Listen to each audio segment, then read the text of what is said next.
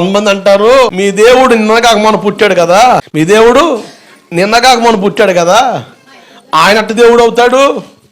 మేము ఆరాధించే దేవుడికి చరిత్ర ఉంది. మేము ఆరాధించే దేవుడికి కొన్ని వేల సంవత్సరాల చరిత్ర ఉంది. మీ దేవుడి కంటే ముందుగా మా దేవుడు ఈ భూమి మీదకి వచ్చారు అని మాట్లాడే వాళ్ళు ఉన్నారు. జాగ్రత్తనండి.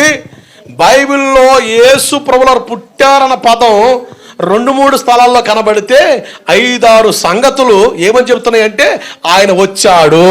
ఏంటి పుట్టాడంటే నిన్నగాక మొన్న అనుకోవచ్చు. ఆయన వచ్చాడు అంటే ఎక్కడో ఉన్నాడు. ఎక్కడున్నాడు? సామెతల పుస్తకం 8వ అధ్యాయం చదివితే భూమికి పునాదులు వేసేటప్పుడు ఆయన అక్కడ ఉన్నాడట. ఎక్కడ?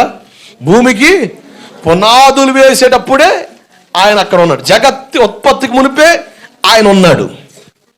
అంటే అందరికంటే ముందున్నాడు.